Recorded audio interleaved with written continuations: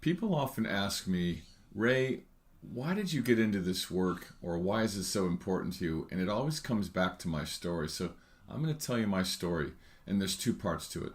So back in 1999, when I was married with three kids, I was living in Marin County, had just moved into a brand new custom built house, and the stock market was climbing, and everything on the outside looked great.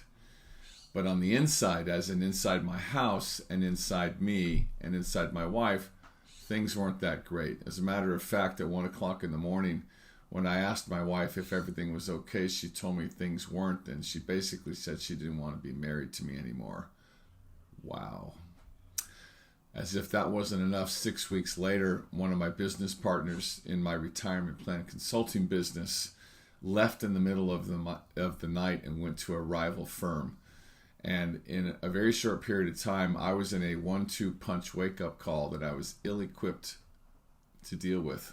And so after 6 months of treading water, my manager in the financial services business reached out to me and called me out on some of my behavior in the workplace.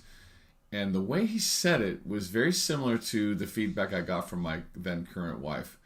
And I realized in that moment that the guy I was being at home, the guy I was being at work, wasn't the guy I was capable of being. So I walked into his office and actually thanked him for the feedback and told him I needed to do something, at which point he looked at me and he handed me a brochure that said Men's Weekend on it. And I looked at this brochure and I looked at him and I'm like, what the bleep is this? And he kind of smiled at me and he winked and said, Ray, this changed my life. If you don't believe me, call my wife. Well, I believed him, and largely just on him saying that, I took the initiative and reached out and made the phone call and flew to Houston, Texas to do my men's weekend, which changed my life. As a matter of fact, it gave me tremendous insight as to how the pained little boy in me was driving the adult bus and how it was impacting other people around me, namely those I loved.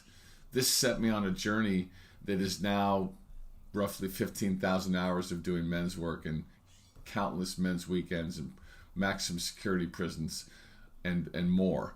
And along the way, when I was writing my first book, Wake Up, Man Up, Step Up, I met a diversity and inclusion consultant who said to me, Ray, you really have something here.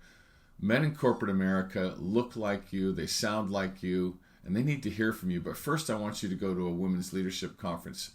You'll probably be the only guy there. And I just want you to listen. And I listened to her. I went to this. I was the only guy there. And that's when it hit me. It was my man in the mirror moment, that all those times my mom told me that she never got to do the things her brother got to do in her Italian-American family because she was a girl. Check the box. That was one thing that really registered for me. Then I thought about my wife, who was the oldest in an Italian family in San Francisco, and her youngest brother was running the business. And finally, my daughter was going to be graduating from Duke with a degree in computer science. And I realized in that moment, I needed to do something. And going to women's leadership conferences and speaking to largely women audiences, while impactful, wasn't where the real impact was. And that's what gave me the idea of creating the Better Man Conference, a place where men could come, along with others, to learn on what it means to be an ally and an inclusionary leader.